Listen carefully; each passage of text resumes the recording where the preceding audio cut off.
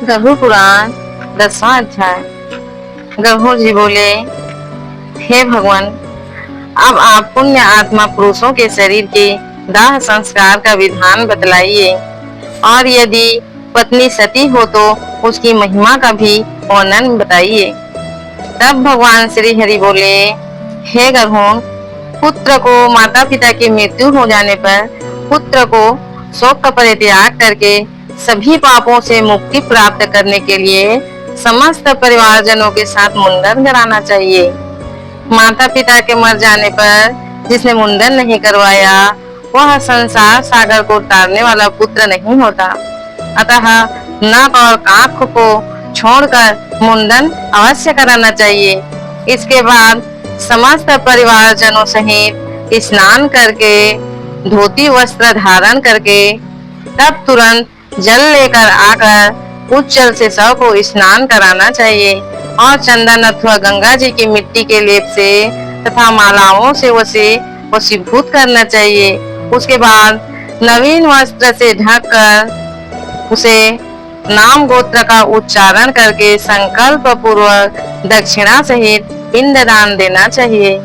मृत्यु के स्थान पर 100 नामक पिंडों को मृत व्यक्ति के नाम गोत्र से प्रदान करें। ऐसा करने से भूमि और भूमि के अधिष्ठाकृत देवता भी प्रसन्न होते हैं। इसके पश्चात द्वार देश पर 5 नामक पिंड मृत के नाम गोत्र आदि उच्चारण करके प्रदान करें।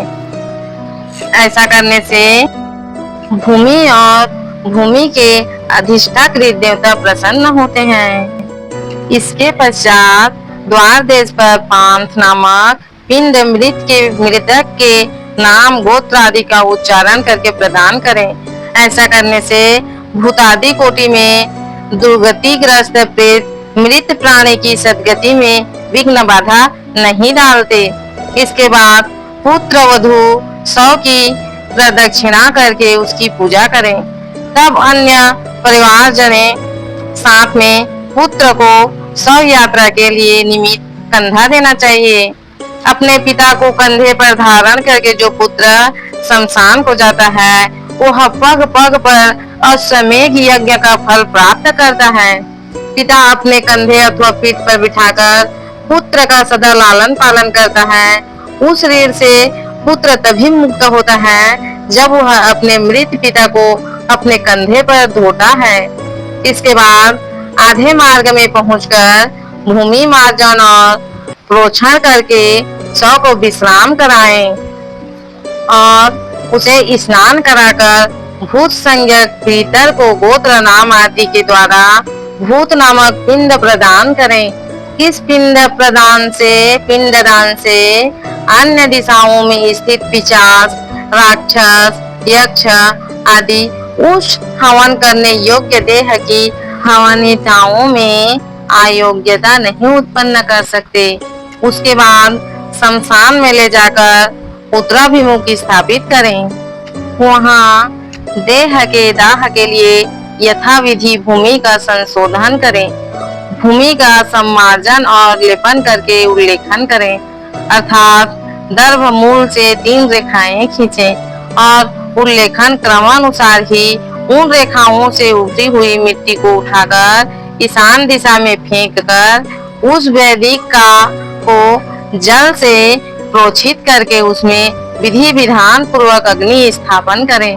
पुष्प और अक्षत आदि से क्रव्य दग्य संज्ञक अग्निदेव की पूजा करें और लोभम या स्वाहा इस मंत्र इत्यादि अनुवाद से यथाविधि होम करना चाहिए।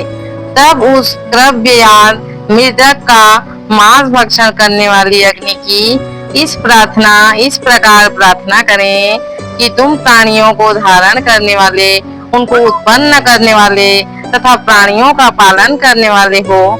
यह सांसारिक मनुष्य मर चुका है, तुम इसे स्वर्ग ले जाओ।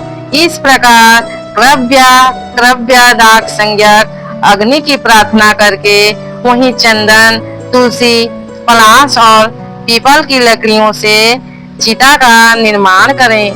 हे गरुड़, उस शव को चिता पर रख करके वहां 2 पिंड प्रदान करें। प्रेत के नाम से एक पिंड चिता पर तथा दूसरा शव के हाथ में देना चाहिए। चिता में रखने के बाद उसे उस शव में प्रेत तत्व आ जाता है।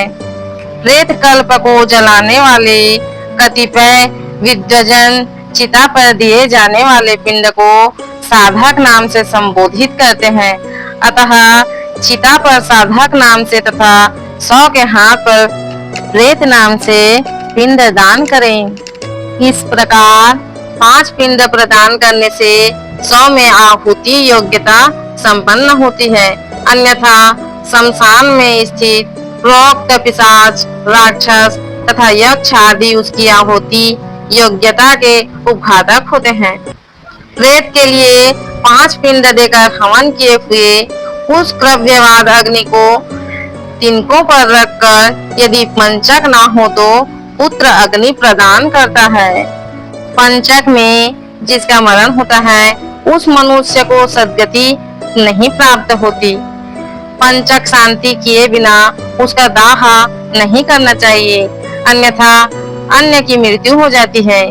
घनिष्ठा के उत्तरार्ध से रेवती पर्यंत 5 नक्षत्र पंचक संज्ञक है। इनमें मृत व्यक्ति दाह के योग्य नहीं होता और उसका दाह करने से परिणाम शुभ नहीं होता। इन नक्षत्रों में जो मरता है उसके घर में कोई हानि अवश्य होती है। पुत्र और सगोत्रियों को भी कोई विघ्न होता है। अथवा इस पंचक में भी दाह विधि का आचरण करके मृत व्यक्ति का दाह संस्कार हो सकता है। पंचक मरण प्रयुक्त सभी दोषों की शांति के लिए कुश से निर्मित 4 पुतलों को नक्षत्र मंत्रों से अभिमंत्रित करके शव के समीप में स्थापित करना चाहिए। तब उन पुतलों में प्रतप्त स्वर्ण रखना चाहिए और फिर नक्षत्रों के नाम मंत्रों से होम करना चाहिए। पंचक दोष की शांति के लिए क्रमशः तिल पूर्ण पात्र, सोना, चांदी, रत्न तथा घृत पूर्ण कांच के पात्र दान करना चाहिए। इस प्रकार पंचक शांति विधान करके जो शव दाह करता है उसे पंचक जन्य कोई विघ्न बाधा नहीं होती और प्रेत भी सद्गति प्राप्त करता है। इस प्रकार पंचक में मृत व्यक्ति का दाह करना चाहिए और पंचक के बिना मरने पर केवल शव का दाह करना चाहिए। यदि मृत व्यक्ति की पत्नी सती हो रही हो तो उसके दाह के साथ ही शव का दाह करना चाहिए। अपने पति के प्रिय संपादन में संलग्न पतिव्रता नारी यदि उसके साथ परलोक गमन करना चाहे तो पति की मृत्यु होने पर स्नान करके और अपने शरीर को कुमकुम, अंजन, सुंदर वस्त्र धारण करके, आभूषण पहन के ब्राह्मणों और बंधु बांधव परिवार जनों के साथ दान दें। गुरुजनों को प्रणाम करके तब घर से बाहर निकले। उसके बाद वह मंदिर में जाकर के भक्ति पूर्वक भगवान विष्णु को प्रणाम करके वहाँ आभूषणों को समर्पित करके वहाँ से नारियल लेकर लज्जा और मोह का परित्याग करके शमशान भूमि में जाए। तब वहाँ सूर्य को नमस्कार करके चिता की परिक्रमा करके पुष्प सैया रूपी चिता पर चढ़े और अपने पति को अपनी गोद में लिटाए। उसके पश्चात उस फल को, श्रीफल को सखियों को देकर दाह के लिए आज्ञा प्रदान करे और शरीर दाह को गंगा जल में स्नान के समान मानकर अपना शरीर जलाए तथा गर्भवती स्त्री को अपने पति के साथ अपना दाह नहीं करना चाहिए। प्रसव करके और उत्पन्न बालक का पोषण करने के पश्चात उसे सती होना चाहिए। यदि स्त्री अपने मृत पति के शरीर को लेकर अपने शरीर का दाह करती है तो अग्नि उसके शरीर मात्र को जलाती है। उसकी आत्मा को कोई पीड़ा नहीं होती। धोखे जाते हुए स्वर्ण आदि धातुओं का मल जैसे अग्नि में जल जाता है, उसी प्रकार पति के साथ जलने वाली नारी अमृत के समान अग्नि में अपने पापों को जला देती है। जिस प्रकार सत्य परायण धर्मात्मा पुरुष शपथ के समय तपे हुए लोह पिंड आदि लेने पर भी नहीं जलता, उसी प्रकार चिता पर पति के शरीर के साथ संयुक्त वह नारी भी कभी नहीं जलती, अर्थात उसे दाह प्रयुक्त कष्ट नहीं होता। प्रत्युत उसकी अंतरात्मा मृत व्यक्ति की अंतरात्मा के साथ एक तत्व प्राप्त कर लेती है। पति की मृत्यु होने पर जब तक स्त्री उसके शरीर के साथ अपने शरीर को नहीं जला लेती, तब तक वह किसी प्रकार की भी स्त्री शरीर प्राप्त करने से मुक्त नहीं होती। इसलिए सर्व प्रयत्न पूर्वक मन, वाणी और कर्म से जीवितावस्था में अपने पति की सदा सेवा करनी चाहिए और मरने पर उसका अनुगमन करना चाहिए। पति के मरने पर जो स्त्री अग्नि में आरोहण करती है, वह महर्षि वशिष्ठ की पत्नी अरुंधति के समान होकर स्वर्गलोक में सम्मानित होती है। वह पति प्राणायाम नारी अप्सरा गणों के द्वारा स्तूयमान होकर 14 इंद्रों के राज्य काल पर्यंत अर्थात एक कल्प तक अपने पति के साथ स्वर्गलोक में रमण करती है। जो सती अपने भ्राता का अनुगमन करती है, वह अपने मातृय कुल, पितृय कुल और पति कुल, इन तीनों कुलों को पवित्र कर देती है। मनुष्य के शरीर में 3.5 करोड़ रोमकूप हैं। उतने काल तक वह नारी अपने पति के साथ स्वर्ग में आनंद करती है। वह सूर्य के समान प्रकाशमान विमान में अपने पति के साथ क्रीड़ा करती है और जब तक सूर्य और चंद्र की स्थिति रहती है, तब तक पति लोक में निवास करती है। इस प्रकार दीर्घ आयु प्राप्त करके पवित्र कुल में पैदा होकर पति रूप में वह पतिव्रता नारी उसी पति को पुनः प्राप्त करती है। जो स्त्री क्षण मात्र के लिए होने वाले दाह दुख के कारण इस प्रकार के सुखों को छोड़ देती है, वह मूर्खा जन्म प्रयत्न विरह अग्नि से जलती रहती है। इसलिए पति को शिव रूप जानकर उसके साथ अपने शरीर को जला देना चाहिए। हे गणों, यदि पत्नी सती नहीं होती तो केवल पति के शव का ही दाह करना चाहिए। शव के आधे या पूरे जल जाने पर उसके मस्तक को फोड़ना चाहिए। गृहस्थों के मस्तक को काष्ठ से और यतिथियों के मस्तक को श्रीफल से फोड़ देना चाहिए। जो मनुष्य अपनी पूर्वावस्था में पाप करके मर जाते हैं, उनकी अस्थियों को गंगा में छोड़ने पर वे स्वर्गलोक चले जाते हैं।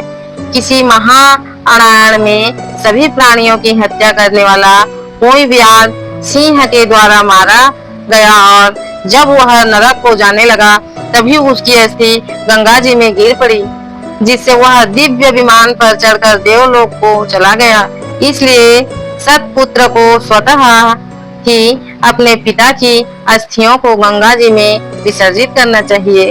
अस्थि संचयन के अनंतर 10 ग्रात विधि का अनुष्ठान करना चाहिए। यदि कोई व्यक्ति विदेश में या वन में अथवा चोरों के भय से मारा हो और उसका शव प्राप्त ना हुआ हो, तो जिस दिन उसके निधन का समाचार सुने, उस दिन उसका पुतला बनाकर पूर्व विधि के अनुसार केवल उसी का दाह करें और उसकी भस्म को लेकर गंगा जल में विसर्जित करना चाहिए। गर्भवती स्त्री के गर्भ नष्ट होने पर गर्भस्थ शिशु के उद्देश्य से उसकी कोई क्रिया नहीं की जाती, पर शिशु के दांत निकलने के पूर्व की अवस्था वाले बच्चे के मरने पर उसके लिए दूध दान करना चाहिए। बालक चूड़ाकर से पूर्व या 3 वर्ष की अवस्था वाले के मरने पर उसके लिए जल पूर्ण घट का दान करना चाहिए और खीर का भोजन कराना चाहिए।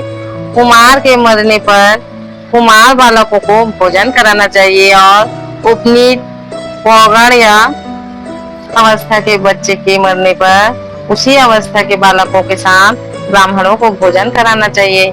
5 वर्ष की अवस्था में अधिक अवस्था वाले बालक की मृत्यु होने पर वह चाहे उपनीत यज्ञोपवीत संस्कार संपन्न हो अथवा अनुपनीत जिसका यज्ञोपवीत न हुआ हो, पायस और गुड़ के 10 पिंड क्रमशः प्रदान करने चाहिए। अतः 12वें दिन उसका केवल एकोदृष्ट श्राद्ध करना चाहिए। स्त्री और शूद्रों के लिए विवाह ही व्रत बंध स्थानीय संस्कार कहा गया है। व्रत अर्थात उपनयन के पूर्व मरने वाले सभी वर्णों के मृतकों के लिए उनकी अवस्था के अनुकूल समान क्रिया होनी चाहिए।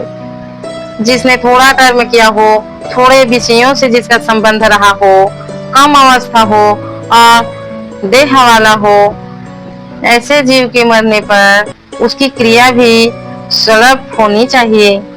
किशोर अवस्था और तरुण अवस्था के मनुष्य के मरने पर शय्यादान, विशोषगादी, पददान, महादान और गोदान आदि क्रियाएं करनी चाहिए।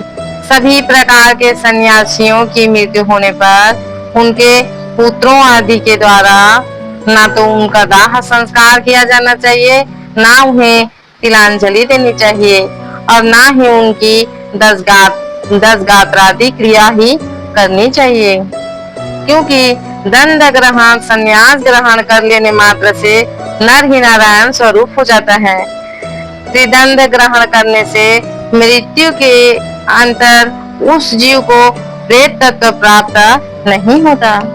ज्ञानी जन तो अपने स्वरूप का अनुभव कर लेने के कारण सदा मुक्त ही होते हैं, इसलिए उनके उद्देश्य से दिए जाने वाले पिंडों की भी उन्हें आकांक्षा नहीं होती।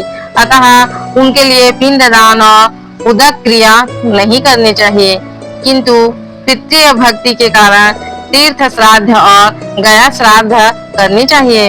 हे ग्रहों, हंस, ब्रह्महंस, कुटीचक और बहुदक, इन चारों प्रकार के सन्यासियों की मृत्यु होने पर उन्हें पृथ्वी में गाड़ देना चाहिए। गंगा आदि नदियों के उपलब्ध न होने पर ही पृथ्वी में गाड़ने की विधि है। यदि वहाँ कोई महानदी हो तो उन्हीं में उन्हें जल समाधि दे देनी चाहिए।